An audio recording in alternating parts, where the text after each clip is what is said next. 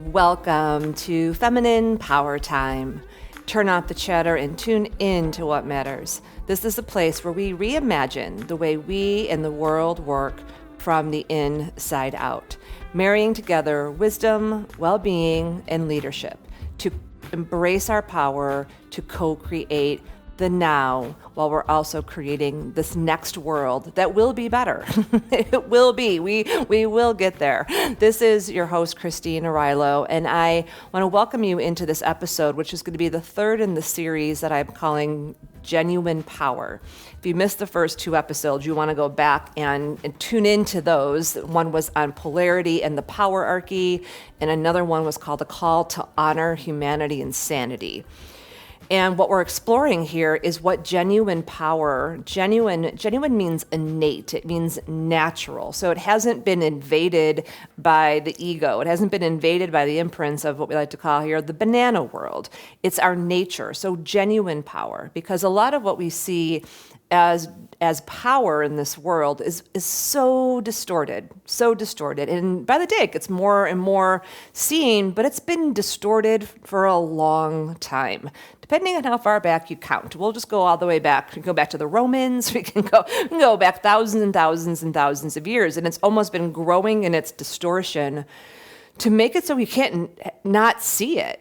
And it's happened that the power distortions, they're hidden when they're in relationships or marriages or in family systems or in places we can't see them. But when they're all over the place in the big places in our world, we can no longer turn our face to it. Well, lots of people are still turning their face away from the distortion.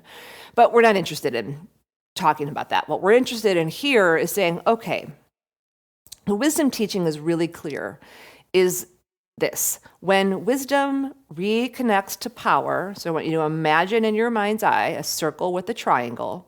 This is the symbol for elevating through, which is going to be the power that we're going to explore today, compassion, to elevate out of duality reality into a higher level frequency and possibility that's rooted in wholeness and connection and sustainability.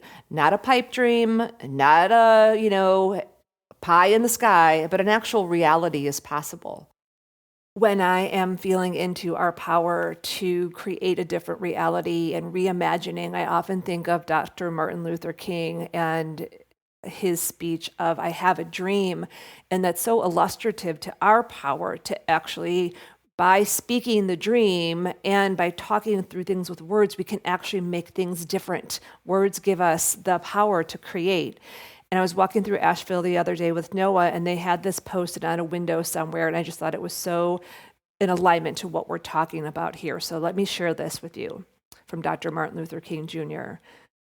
One of the greatest problems of history is that the concepts of love and power, and I would add wisdom and power, have usually been contrasted as polar opposites, so that love is identified with the resignation of power and power with a denial of love. What is needed is a realization that power without love is reckless and abusive, and that love without power is sentimental and anemic.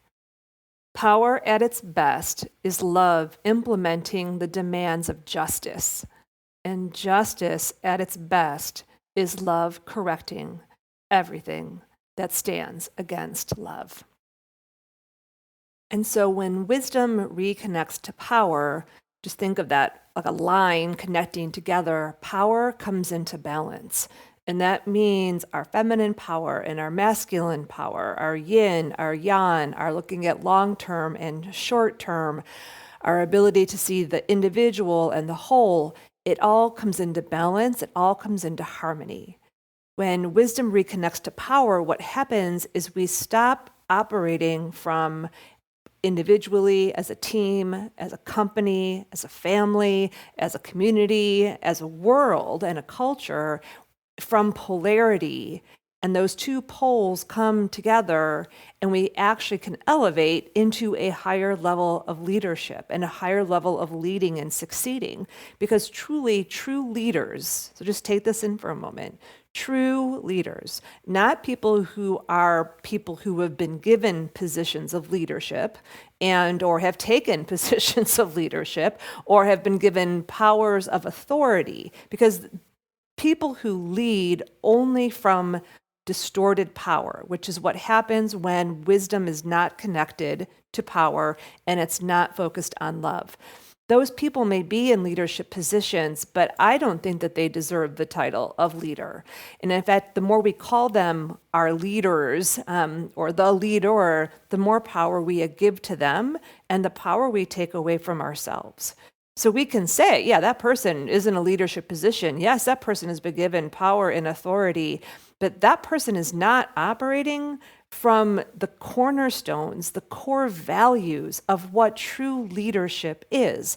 Things like honor, integrity, caring about the whole in humanity, sanity, and where we're here to talk about today, compassion. Because without the wisdom, we only focus on short-term gain. We often get selfish, we get greedy, and all of the things. And there are actually a lot of leaders right now that are operating in this way, where they have wisdom and power focused on what we would call love or compassion or the whole. So they are creating realities that can serve the whole and can serve the individual. So we see this in teams, I see it in organizations, I see it in family systems. And that's the kind of leadership we want to embody. That's the kind of leadership we want to say, yes, that person, like we want them in that position of authority because they are operating from balanced power. And so we can't wait for that reality to just show up, from, I don't know, pie in the sky, little people parachuting down in lavender parachutes saying, hey, compassion's here, everybody. Because you and I, dear ones, we are also leaders. So remember, leadership is not a position given to you, although you can be given a leadership position. Any person on the planet, including you and me, have the ability to use this power of compassion, to connect wisdom to power and focus it on love, serving the whole, and also caring for ourselves. And compassion is the way we do that. If we want to have a compassionate world, then we get to first model it for ourselves, model it within our one-on-one relationships, model it in our family systems, our team systems, our community systems.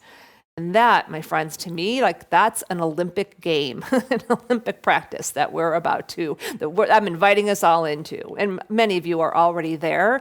But if we name it and we give language to it, then it becomes a real thing that we can actually apply and do something with and embrace our power to co-create and together create a world that works for all people, planet, and life. So what we're looking at here is embracing our power as leaders, regardless of whether we have that authority or not. And for those of us that do have influence and authority in those places and spaces, and we all have authority and influence over our own frequency and vibration and our own presence, and we have that in our relationships, our one-on-one relationships. And I actually think it's going to be the family systems and the team systems that are going to, not to be dramatic, save the world.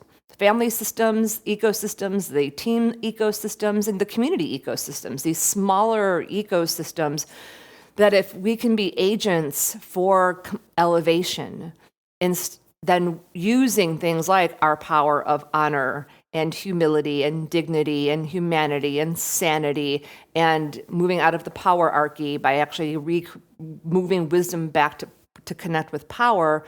And then on the top of that, elevation triangle is focused on love. And compassion is one kind of love.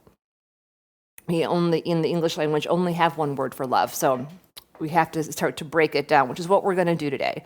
Because compassion is another one of those terms that's like, oh my God, yes, okay, I know spiritual people talk about compassion, and in some ways it's kind of been relegated to the spiritual place. And over the last couple of decades, it's come out like, oh yes, having self-compassion, very good for mental health, and oh yeah, very good for our emotional health. We should have self-compassion, and there's even people that are finally opening up to compassionate leadership, and we'll talk more about that today as well. I reimagine a world in which compassion is actually taught in school, like at starting pre-K. Compassion is taught and modeled, and I know it is happening in some places. And I actually imagine a world in which people who are in leadership positions, publicly or privately held, have to actually have a compassion test to test for their empathy and their sympathy and their understanding and their patience and their gentleness and their ability to have that empathy, which is one facet of compassion. There's actually 8, and we're going to talk about those today. But imagine that, and if they flunk the test, if they have to, they can't take the position unless they go through the training and do the work. Compassion is a practice, and so the subtitle of today's podcast is The Superpower of Compassion, how we can use it to survive, stabilize, and then alchemize the ick, something I'm calling the ick. And the ick is we'll get to what the ick is, but in short, think of compassion as a frequency. And it's a higher level of frequency that vibrates on the frequency of love. And it is that frequency like sound. Think of frequency as sound. And so sound is the difference between sound that soothes, and then sound that creates chaos. So even though I was a heavy metal lover in my teenage years, which in your teenage years you should have some angst and some chaos, right? But as you grow up and you adult, you're not allowed. You shouldn't be running around creating chaos, and tweaking out your nervous system all the time. This energy that soothes or uplifts us, and that's a frequency. We talk about frequency a lot here. And if you're not a student of frequency, that is something that I highly encourage you to really start to look at, because how we can use the superpower of compassion is to shift our frequency when we get tweaked out, when we get spun out, when we find ourselves in the ick of things like a denser frequency, which might be like that heavy metal, like I'm thinking of heavy metal death music that I used to, I don't even know how I would go into these concerts when I lived in Chicago growing up, like concerts like Slayer, and like, what was I doing in those places? Dark times, friends. But it was a frequency, and so frequency is it's like things like judgment and resentment and blame and fear and criticism, like all of that is the ick.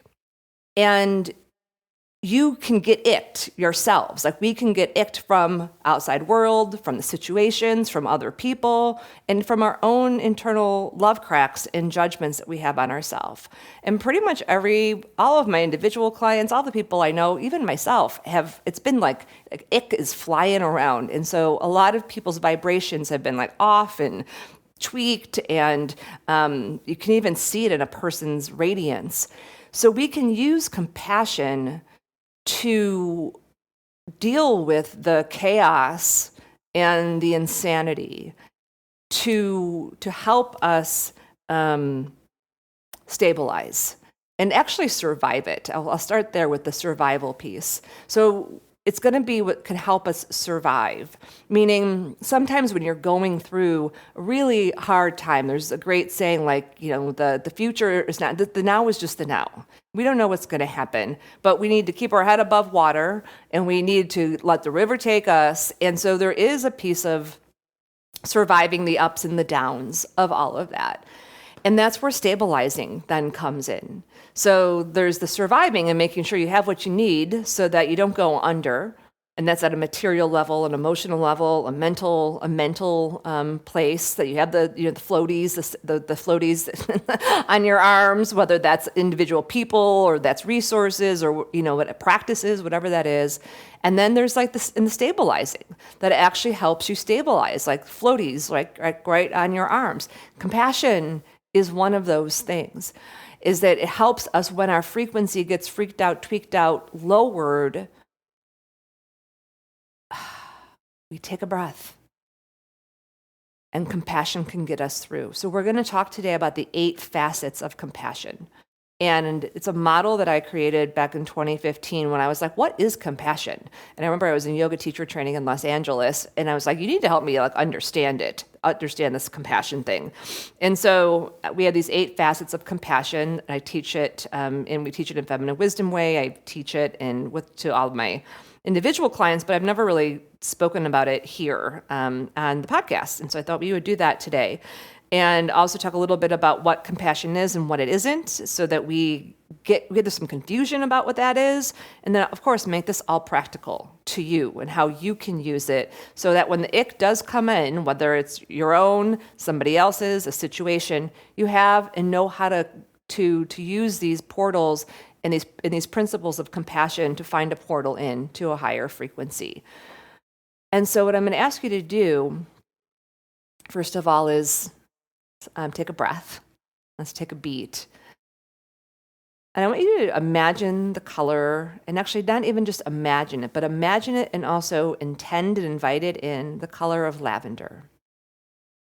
And imagine lavender like a lavender stream, like a lavender waterfall, where the water is neither too cold or too hot, just as almost like it's neutral. We call in the element of water because that is the element of the feminine, and the compassion. Well, again, this has nothing to do with men and women. It's feminine energy because it comes from the heart.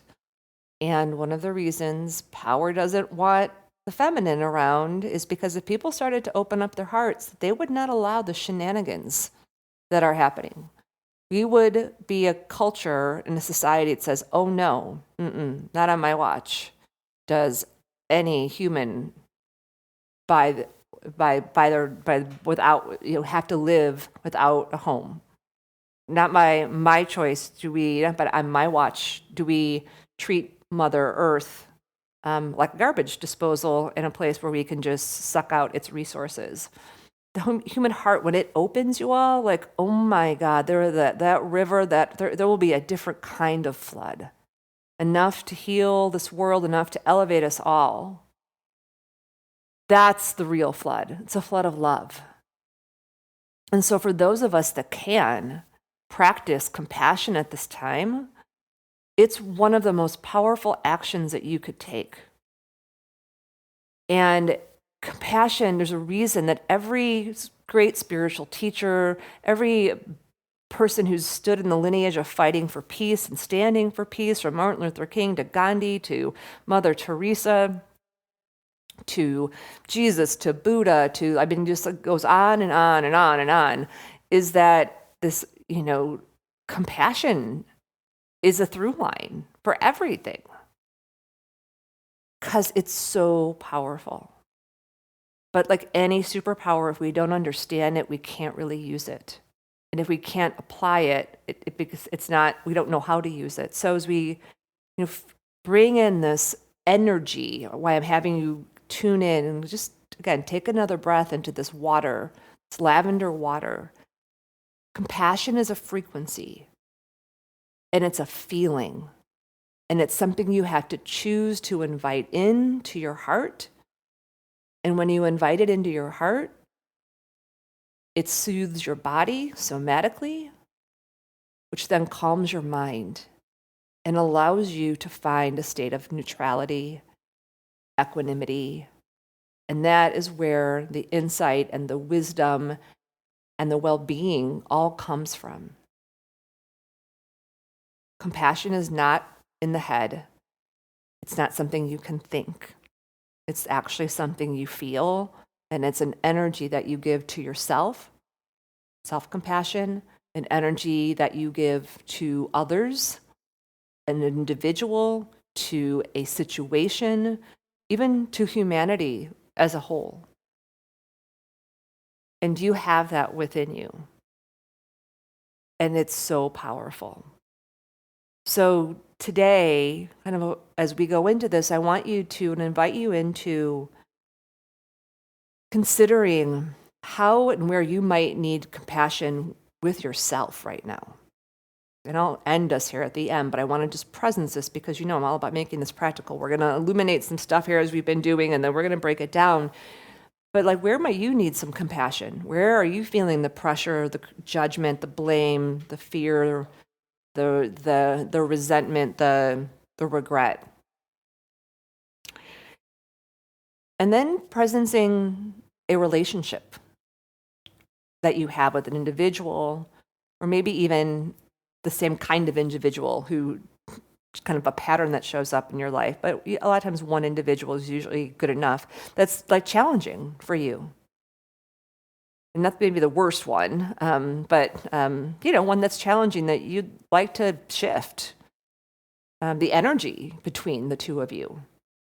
And that doesn't mean that everything changes and becomes Shangri-La, but you'd like to be free. I mean, if nothing else, compassion frees you, frees us. I've been talking to several of my, I do a lot of leadership coaching for elevating executives inside of systems and companies.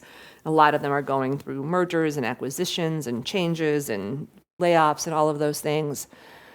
And so much of our conversations has been around some of these, resentments and judgments and challenges, and it's important to be able to be human with them and know that we can't change what might be happening on the outside, but we have all the power to shift what's happening and how we respond to it. So we can change the energy between us and a person, the energy. We can change the energy between us and a situation that we might not like. We can change the energy between us in a team or a community or a group, or even for me, humanity is the hardest teacher for me often, that I will hold resentment for and judgment for. Because I just look at the choices that we make as a culture and humanity makes again and again and again, over and over and over throughout history, to choose the hard path, to put people into power that should never be in power, and the choices that are made out of ignorance and fear and greed. And so I'm practicing a lot of compassion right now to release myself from any, I call it righteous resentment and lingering judgment, because it drains me and it drags me down. And that's what I've been talking about with the women and that I work with within these organizations. I'm like, it's an energy drag. Like, we can't, there's enough going on. When we let that stir us up and drag us down, we got to be human and we got to have the emotion, but then we need to elevate, and for our sake of our own well-being and sanity and our own heart. So I'm saying this to you too, as we go through this. That's why I said survive, stabilize, and then alchemize. So just take a breath. Breath is all, it's all about that. Someone reached out to a friend call that I haven't talked to in a long time today. She picked up the phone and called me, and I answered, and she's like, what are you doing? I'm like, I was just laying in bed breathing. It's like 3:00 in the afternoon. That's self-compassion. So, and then if there's a situation in the world, is the third one, right? So you got yourself. You got, a person that could be in any family system, a friendship system, a work system, and then just something that is like a bigger thing, a situation that you could really, the compassion would free you and help you elevate.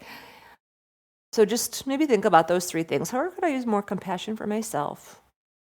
It's a relationship, or something that's even like something happening inside of a family system, might be coming from another person, but this would be that situation, relationship. And then what's a bigger situation that's just can really get you in the icks that you'd like to invite compassion in?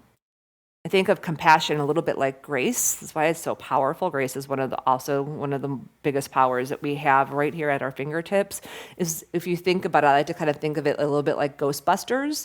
Not Ghost, but yeah, Ghostbusters. Remember Ghostbusters, the movie where they like had these big packs on their back, and they would go in and they would blow the stuff, and it would like make the ghosts and stuff visible, and then they'd have to go away. Compassion's kind of like that. Like if you can generate the compassion within yourself, you could go into any situation, any relationship, and you can just like spray it with like almost like lavender tear gas, and it just shifts the field. And again, you're not going to change other people and what they're doing, because that's not compassion, that's control.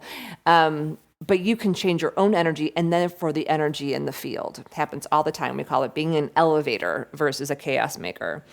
Okay, so you got your 3, or at least pick one of those as we kind of go into this, and then we'll use that as your example.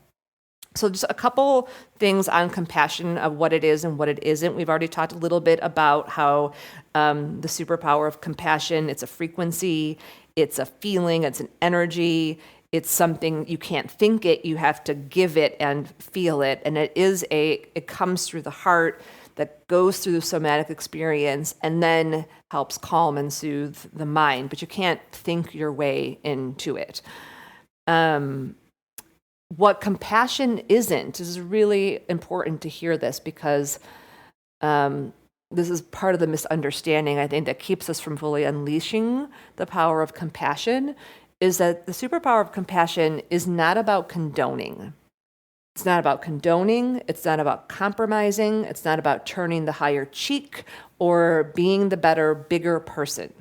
Just think about that for a second. It's like, you can have compassion and bring it into the field and say that behavior sucks. No, we're not doing that. You can have both. And even with yourself, like I was giving an example the other day, because we activated the superpower of compassion in one of the leadership councils. And I said, I have an example of like, when I am in stress, I go to excess and I eat too much chocolate or consume too much sugar. And so in that moment, if I try to motivate myself through pressure, it'll just create more of that self-criticism, and I might make a behavior change for a short amount of time, but it won't stick. And what we found in the work that we did, my former business partner and I, who wrote the book Reform Your Inner Being Girl, where we looked at the inner critic and the inner wisdom, is what we learned for 5 years of doing all this research is that if you actually motivated yourself through love, compassion, instead of criticism, you would make changes that stick. Because you get curious about what's going on. So you don't condone the behavior. Well, it's okay, just keep eating all that sugar because you can't deal with all the stress. It's like, I'm gonna have some patience here, or have some understanding, and like seek understanding, and like, why am I eating all that sugar? Right? So it's not about condoning or compromising, and again, or I'll be the bigger person. Although the people who have access to compassion oftentimes may have to be the person who comes and offers the compassion. And that's a hard line, like an ego little thing. Like, it's not that I'm better than, I just happen to have access to it at this moment and you don't. Like, this happens in my relationship with Noah. He's usually the one who has the access to the gentleness and the understanding, and I may not. And he's just really able to offer it in times when something gets triggered. He will be the one that does that way more than I do. I'm always loving. I'm not always kind. I'm not always gentle. But that's why compassion is a practice. It's okay. We always like to say that compassion is not a standard to live up to. It is a practice to come home to. And so it also is important to say that compassion is not about suppressing your feelings so that you don't hurt or offend others. And I was, talking to someone I work with, and they've been trying to support this person that works for them, and the person's not really shifting and not changing, and they're having a hard time. And this person has tried the more like supportive and gentle and understanding kind of approach. And I was like, it's kind of time for the velvet hammer. It's actually time for loving truth right now, and that person won't shift until they stop. They receive that, and that's an energy, right? But it's like this energy of fierce compassion, of like, actually, you can't talk to me like that anymore. Actually, you know what? It's like, I am angry about this. And there's a way that we get this misunderstanding that compassion is only soft. Now it is soft, and I always say, but don't mistake my softness for weakness. It's different. And so when you're feeling into the energy of compassion, the difference is, do I have love in my heart?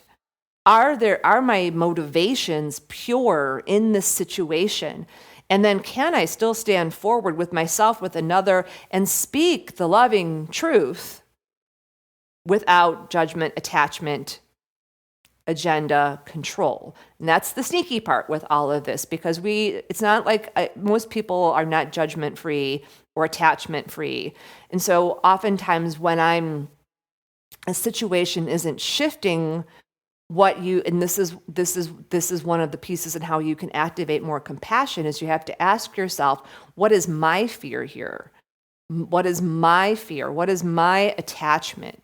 And if you can get clear on that in a situation, and just think of that in the situation you have, whether it's where you said you needed compassion with yourself, or where you wanted more compassion with an individual, whether that's with your team or a family or just a friendship or a partnership, or in a situation.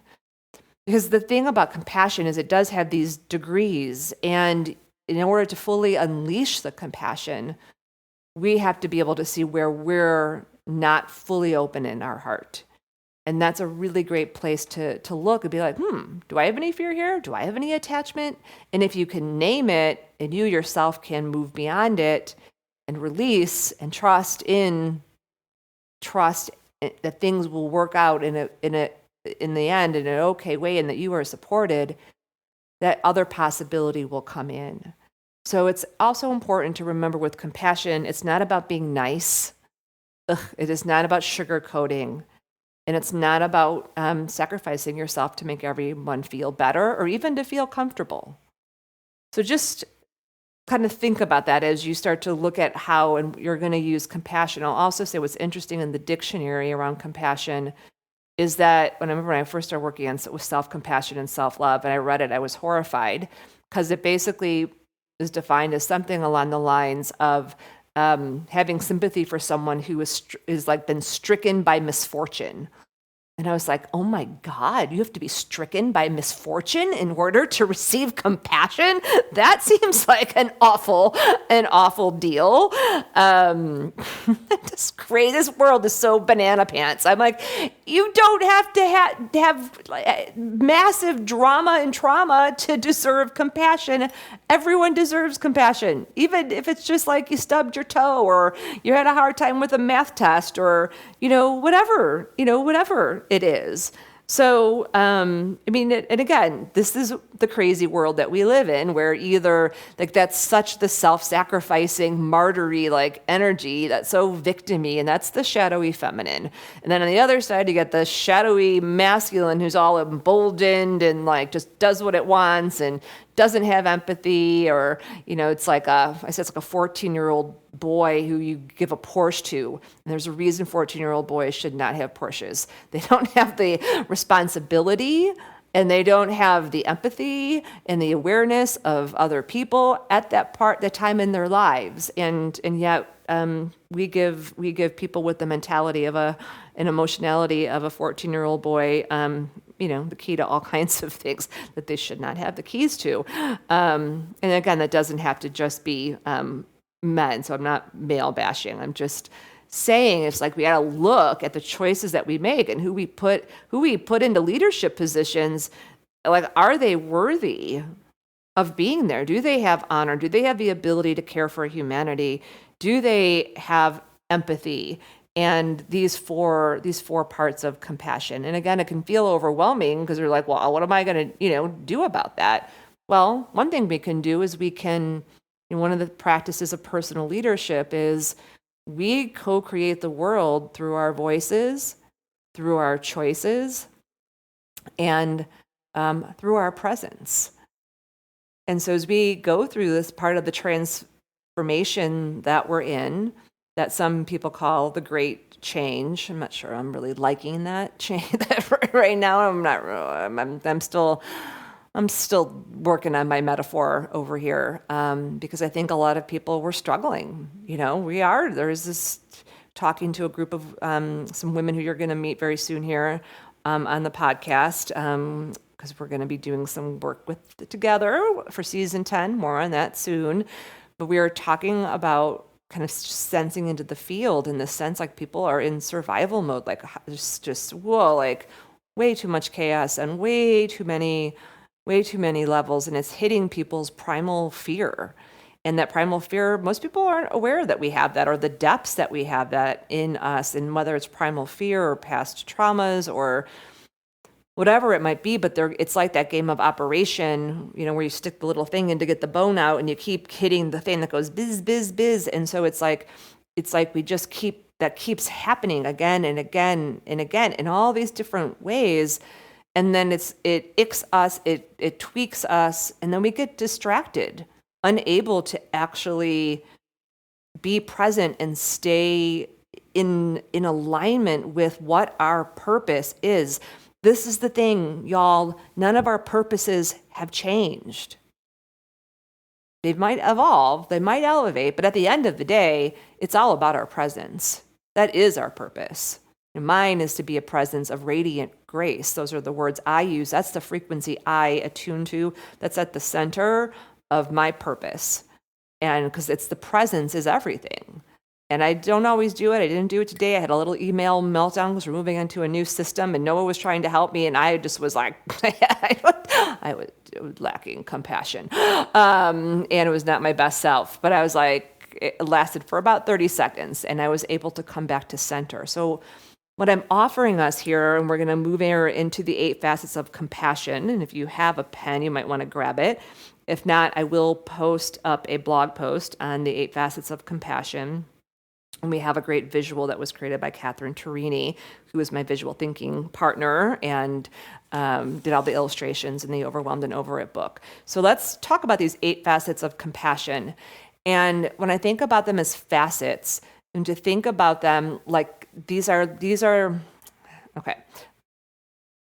I'm gonna read the definition of the feminine superpower of compassion that has these 8 in it, and then I'm just gonna take us through a little short visualization here that's gonna help make this embodied, and then we'll come out the other side. Okay? So T. I'm so glad to be with you all. I just want to say hi to you all. Hello, wherever you are in the world. It's so good to be with you all.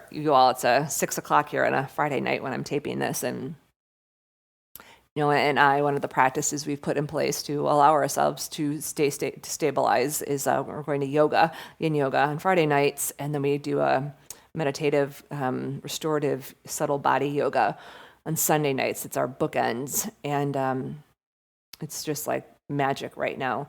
So grateful to live so close to the Ayurvedic Institute, which, if you are not familiar with, is a great place to learn more about the practice of Ayurveda and living well in so many practices. And they have lots and lots of online classes and other things. And the teacher, they're the head teacher, he's just the real deal, Dr. Ladd. So I highly recommend. It's called the Ayurvedic Institute. And they even do Panchakarma cleanses, seasonal cleanses that are really powerful for clearing out stuff. And I just finished my second one. I'm going to do another one here in a couple months. So they're just a really wonderful resource. So check them out, Ayurvedic Institute in Asheville. And no, I'm not kidding, not kidding anything for that. They're a wonderful resource. And one of the things I get to do, part of my purpose, is finding people who are excellent, like the best at what they do, and then shining a light on them. And that is, the Ayurvedic Institute is one of those places. And I would say, just maybe the other reason they're coming into my consciousness is I was supposed to go to a webinar that it was a Dr. Light was doing a thing on eyes and face, and it was supposed to be in person. It got canceled in person, so it was supposed to be online, and I never got I never received the URL or whatever to get in. So last Saturday, I'm trying to get in. I'm so excited. So I'm learning about face reading and eye reading. It's like amazing what you can tell by looking at your eyes and your tongue and your face about your health. Like it's like so amazing. And I was so bummed out. And then I tried to, email someone and there was no one responding. And I was just getting angry. I was getting mad. And I sent kind of a short, it wasn't a mean email, but in my heart, I was trying to stay in my heart because I'm like, okay, I know these are good people. I know they're doing the best that they can. They're probably understaffed or whatever's going on. And so, but I still hadn't heard back from them. And someone did email me back and it was, just kind of your normal, like, oh, we don't see you registered kind of thing. And then like the most beautiful thing happened. I responded back and I said, oh, I signed up for the in-person thing. And I was, just would love your help. And so I put compassion in the field instead of kind of being angry and about it. And the most wonderful thing happened, you all, which is this is proof of the power of the human heart, which is what compassion is, that AI and artificial intelligence and bots will never be able to do, is that they wrote me back the most human letter. It was so lovely of just like, we're so sorry. And it actually explained to me why it happened, took responsibility. And this is a big piece about compassion, since I guess I'm gonna use this as a teaching story. The full power of compassion cannot be unleashed into a situation unless we take responsibility for our part. But as soon as we take responsibility for our part, just our part, not the whole thing, just our part, the field opens and it floods with compassion. And so in this instance, they told me why and what their process wasn't a very good process, and that they were going to figure out how to do this better next time. And and we'd love to give you this gift of this other seminar, and now you can have access. And by the way, here's even another gift. Like, we have these other seminars. Is there one that you would like to receive? Let me know, and we will add you into that. And I'm like, I just felt so much love, so much like the field, and that was compassion. And I'm like, of course, the Ayurvedic Institute showed up with compassion. The people that there are so genuine, and it's like I'm just like getting little tears in my eyes. I'm like, because I was looking at it, and this happened today. It's like, of course, this is happening when I'm talking with all of you, right, about compassion. And I'm like, imagine a world where that's how people communicated, and people were employed. That was their joy to respond to people and care for people. Like, in my communities that happen and connect using the virtual online world.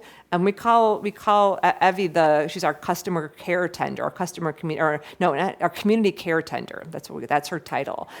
And it's like, it's her joy. She loves connecting with the people that reach out. And like that, it's like when we choose efficiency over humanity, efficiency over connectivity, we lose so much.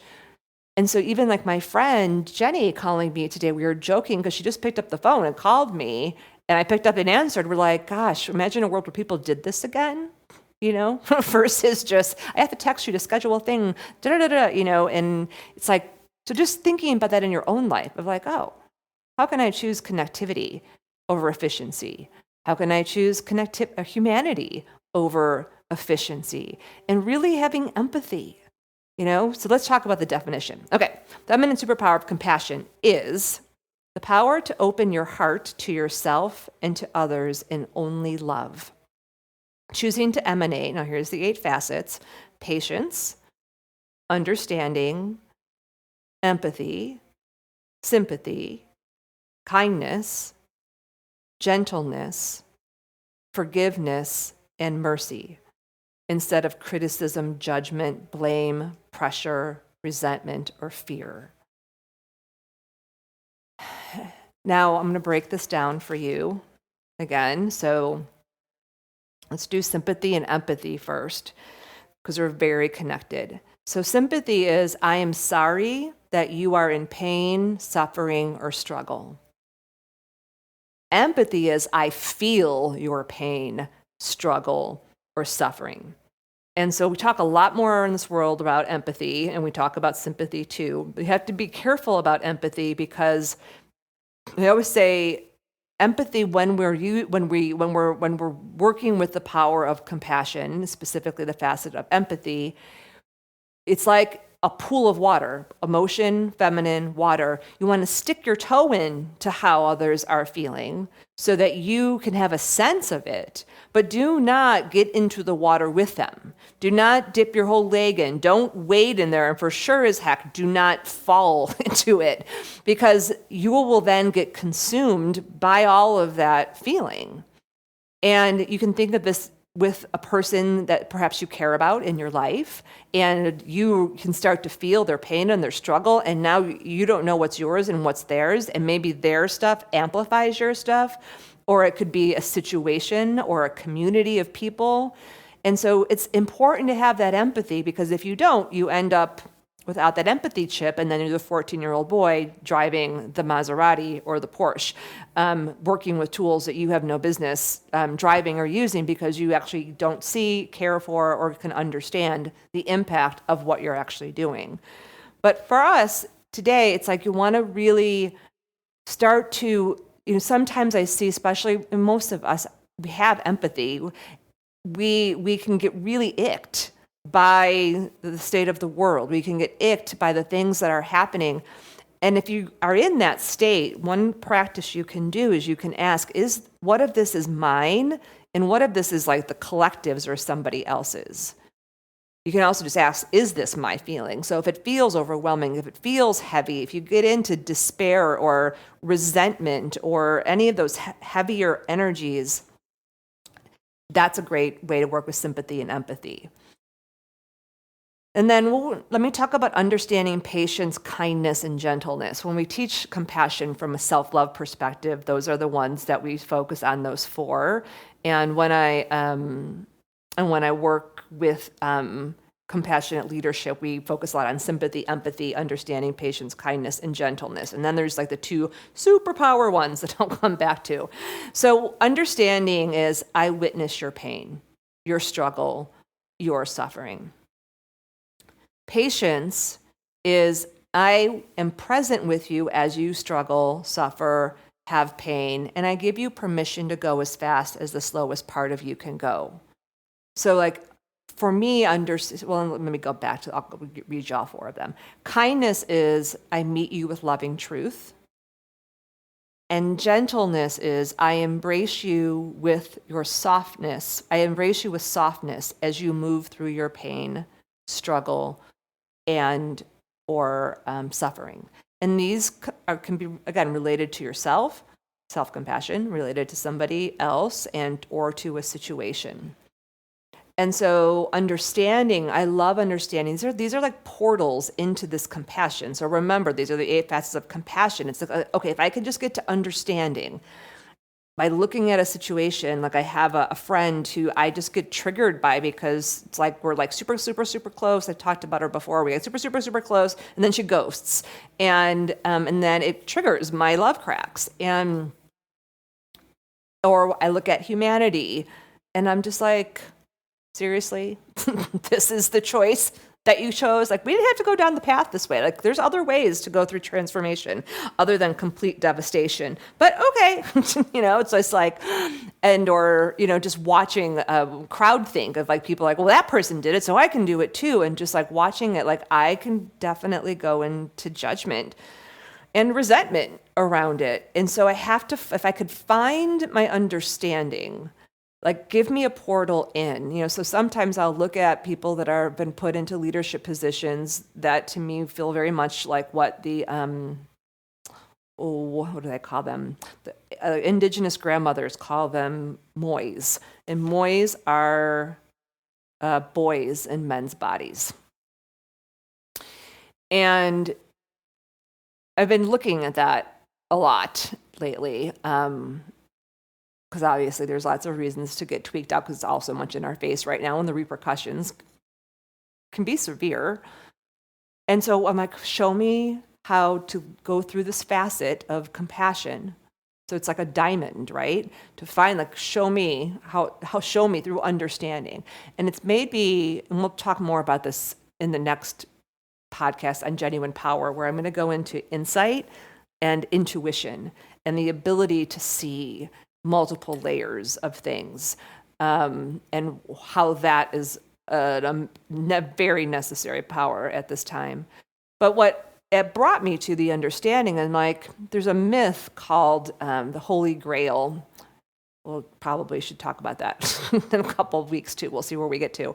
But in that, it kind of describes what we're seeing in the world. There's a myth about this king. He's called the Wounded Fisher King. He has this wound, and there is this young man who is meant to ask him a question that could heal the king, and he does it. Instead of asking the question to the king that could end up healing him, he basically is obsessed with himself, and so the land turns into a wasteland, and the wounded king, the wounded masculine, doesn't matter about man or women, just the wounded masculine, overtakes everything, and the world becomes a wasteland, and the wells dry up, and women are treated very poorly in it, and that wound of the masculinity.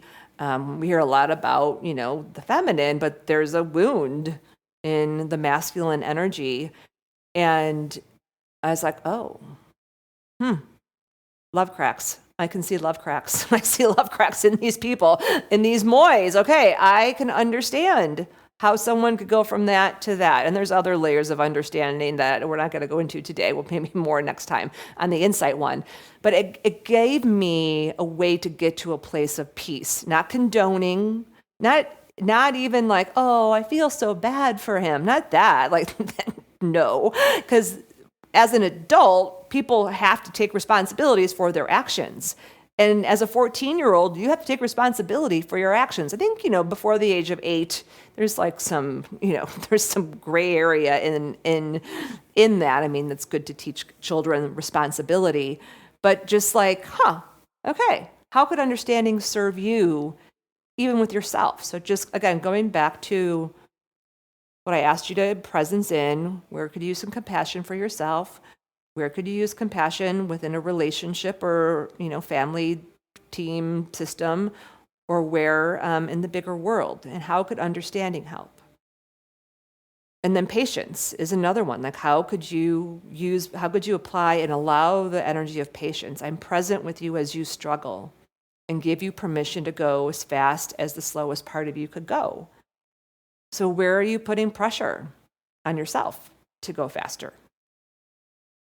Where might somebody not be learning as fast or progressing as fast or whatever it might be that you might be feeling some frustration with?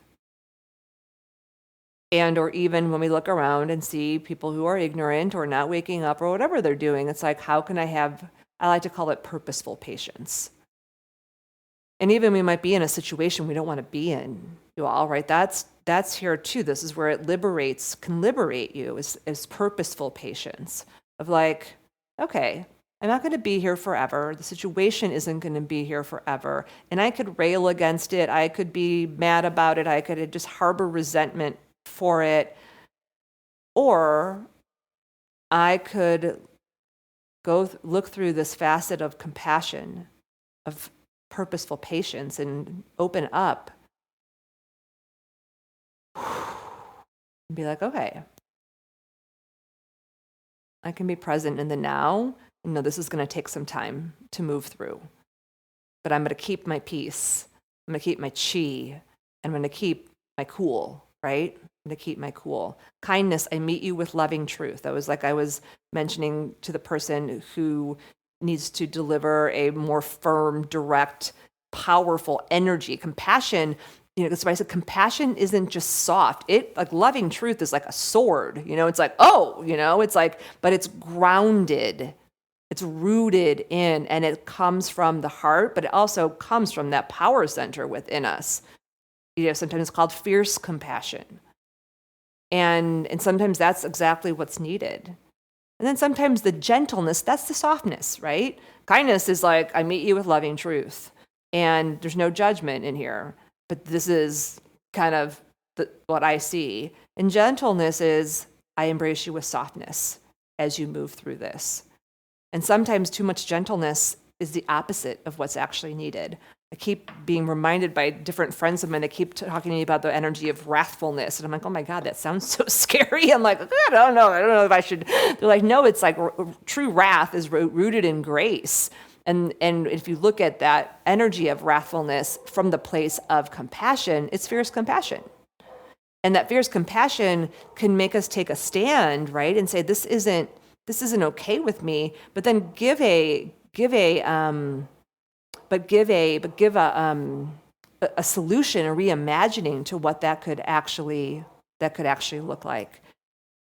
And then let me give you the last two here: forgiveness and mercy, which are like the big guns on our Lavender Ghostbusters here.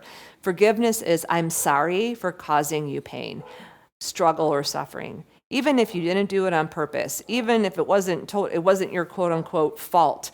This is the practice, what's called Ho'oponopono in the Hawaiian tradition. If you don't know about it, you should look it up, because it is one of the most powerful practices on the planet to shift the field.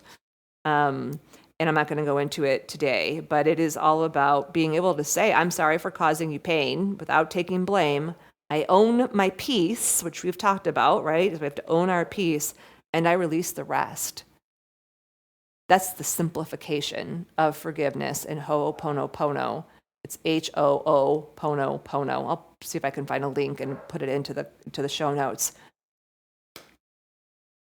Miracles have happened for me with that practice.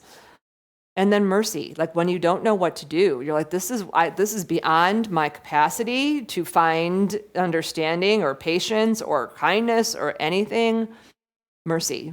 It's like calling in, it's like grace. Like you're like 1-800 dialing grace. I need mercy to come in, And if you like archetypally, it'd be like Mother Mary needs to come in, or Mary Magdalene, or Kuan Yin, or whatever energy you work with. But I'm all about grace. She feels kind of more agnostic for me, and all of those beings embodied grace in different ways. So I just call grace 1-800 dial grace, and this is mercy. I hold space for your soul's highest truth, healing and freedom from suffering through the presence of divine love. I see your pain as part of the collective pain, which is also inside of me. I pray for the release of your pain and choose not to add to it.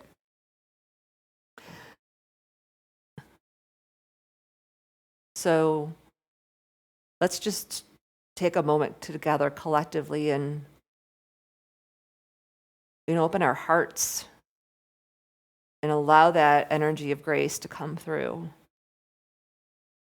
And that lavender light and the grace of compassion. Grace's color is rose gold. And let's just intend and put that into the field right now.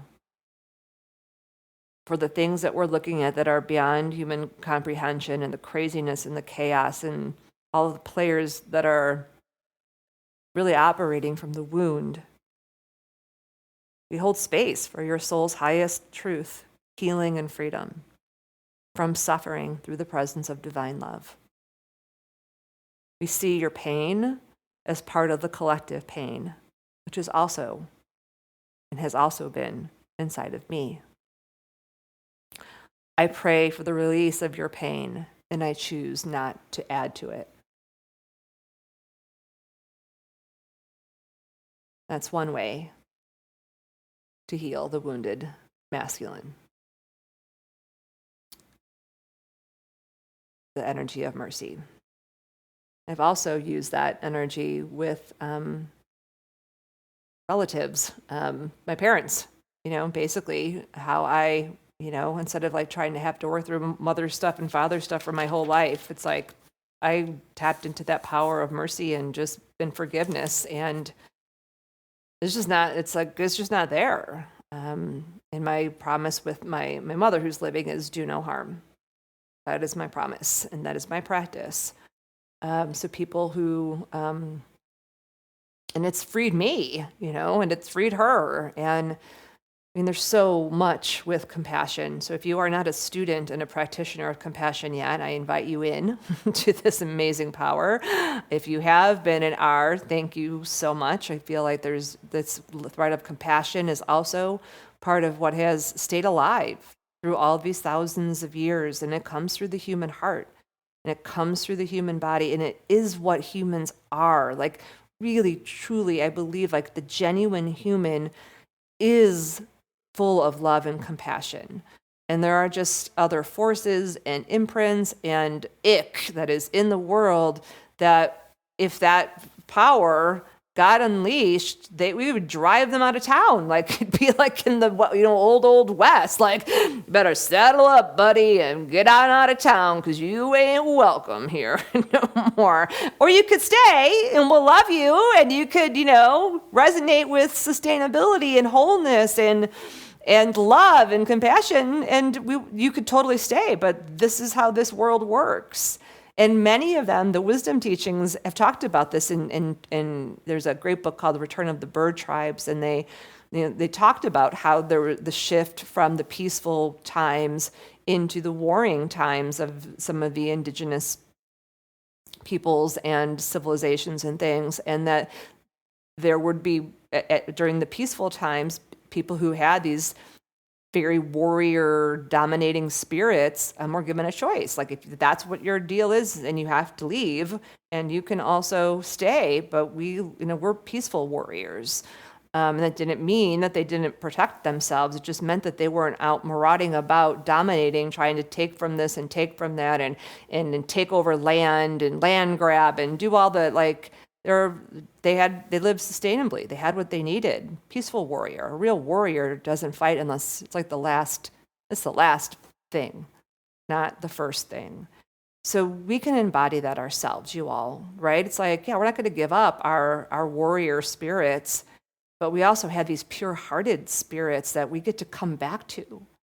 I really believe that in all the self-love work that I did early on, the way that the downloads came through for me was so clear. Our mission in that school and that work is that within 3 generations, every child is born connected to love and stays connected to love because they know how to source love from within, and they know how to be in healthy relationships. And so that is been the mission. And what I saw was that we all come in with these hearts. They're like magenta hearts that are pure, and we're like, it's exciting, we're going to be here, this is lovely, I'm going to bring my gifts, you bring your gifts, and then we are here. Sometimes it happens in utero, sometimes it's right when we get born, sometimes it's years later. Things happen where we don't feel safe, where we are met with anger and rage or whatever, and little traumas, big traumas. And then we're on this path of healing those love cracks and filling them back up with wholeness. And some of this stuff is like deep, deep, deep, like in our soma for generations of generations. And so it's why I always say, what part of what we're doing at this time, this is another triangle, the triangle of transformation, where we're healing and releasing the past while we stabilize in the now, and we lead and create the new. So we're doing all 3 of those points at the same time. And this is why, if you didn't listen to the last episode of Keeping Peace in Ourselves, I talked a lot about those practices of like how we imprint and shift our soma and shift our bodies, and then our hearts, and then the minds kind of come along, which is why I'm doing bookend yoga right now. And I'm sitting here looking at the dragonfly, which is one of the symbols of this transformation that we're in.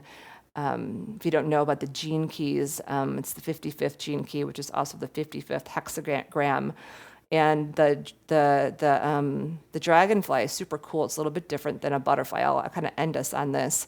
Is that it swims around like a little zygote in the water for sometimes years and years and years. It's in the water. It can't see anything else.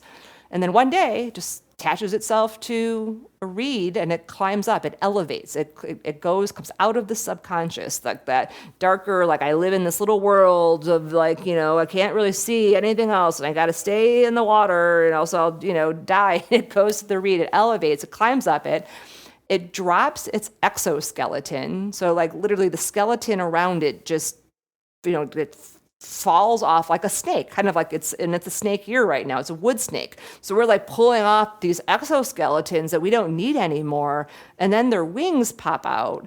And then this picture I have here, it's this dragonfly with all these water drops on it. And so it just stands there and stays there until it dries before it flies away. And this one has 4 wings on it to me, which is, the symbol of stability. And so there's a new stability we have to elevate. And so we're all going through this. So lots of self-compassion, you all. I just want to bring that forward, is that, when I'm having a lot of judgment and resentment and attachment, which are the kind of energies I'm working with and transmuting them every year when we come to the second new moon, we always practice compassion, the superpower of compassion in Feminine Wisdom Way in the leadership circles that I run. And we choose the toxic habits that we want that are part of being in that lower subconscious ick, where the ick is. We practice alchemizing those. That's why I was saying that this is about survive, stabilize, and alchemize. And we name those. And so someone might choose blame or lashing out or negative self-talk or worry or whatever it is. One of mine for this year is righteous resentment. I put adverbs in front of them, or like purposeful patience. And then you choose a facet of compassion to work with all year. And so you might choose understanding or gentleness or kindness, and that alchemizes. Alchemy means to change and raise the frequency of. So if we were alchemists in the ancient times, it would be choosing transmuting lead into gold. What we're doing is at an invisible realm, is we're transmuting those lower ick frequencies of resentment and fear and judgment and criticism and blame through powers like compassion, and then the other ones I've been talking about, like honor and getting out of polarity and humanity and sanity, but this one, compassion, and we transmute it through the understanding, the patience, the gentleness, the mercy. For me, mine this year is graceful understanding. Because understanding wasn't enough. I'm like, I need some more power behind understanding this year, especially. And then I played with gentle understanding. I was like, I don't really want to be gentle. That's not. I'm like, that doesn't feel right. And then I was like, graceful understanding. I was like, yeah, because I need Grace's help to be able to access understanding for some of one of my favorite words, some of this mishigas, which are like shenanigans that are happening, and to find graceful understanding for the levels of ignorance and turning the other cheek, and the levels of, personal greed. And, there's so many of them, which is how I could get to righteous judgment. But if I can slow down, let's slow down here with me as we end here together, to just feel into which facet of compassion might really serve you this year. Is it sympathy, empathy, understanding, patience, kindness, forgiveness, mercy, gentleness? And choose one of those. And you can add an adverb, or like a modifier, like I did, like graceful understanding, and write it down somewhere. And also write down what the toxic habit is that is dragging you down, dragging your frequency down, that is going to is showing up. For me, it's righteous resentment. And I have a piece of paper that I drew that has righteous resentment on the left-hand side. And then I drew a picture of orcas because, that's a whole other story. But when I think of leadership and the best leaders, orca is a great totem for that. And so I have a deep connection with the orcas. And there's a reason, that they're messing with the boats. They also want to play with people, but that's a whole other story. And then I have next to that, I wrote down, you could just draw an arrow or a heart or something. And then next to that, I wrote graceful understanding. And I have it where I see it every day. So it's in my in my, my purview. And so like today I'm talking to my friend Jenny, and I say a thing or two that definitely has some righteous resentment, and thank goodness she did not pick up the cookie, and amplify it. And I was like, oh, that's so interesting. Like, look at, I'm bringing that in, and that's not really needed here. Graceful understanding. Okay. Like, cause like, I'm like, I don't want to lower my vibration to righteous resentment. It's not serving me. And so this is this place of empowerment where so many of us and so many people I know are feeling disempowered, and actually are literally are being disempowered. This is where your power is. You have that pure spirit. You have that pure heart. Work with this energy of compassion in a really practical way. And then work that all year. And miracles do happen. I very rarely lash out. I very rarely blame. Those are energies I worked with, and they're not really in my field. I mean, every so often, like I said earlier, I had a little 3-minute or 30-second temper tantrum, but I was completely aware while I was having it, and I was able to then shift it and do what I like to call clean up on aisle 7 with Noah, or clean up on aisle 8, because that's my Enneagram number. So anyway, we could, I just want to wrap you all up in a bunch of lavender blankets and be like, okay, may the force be with you. May the force be with you. May the force be with you. May the force be with you. So I am wrapping you up here with these lavender blankets with little sparkles of gold, rose gold with grace on them. Wrapping you up. Take these blankets with you on your journey forward. May the force be with you, my Jedi friends. And my ask for you is share this with a friend that you'd love to have a conversation with and you could support each other with, to activate compassion. And so in the moments when you're stuck in the ick, you can call this person and be like, I've got the ick, and they can receive you with the ick, and you can, what I like to call, emote to elevate, which is one of the practices we talk a lot about here.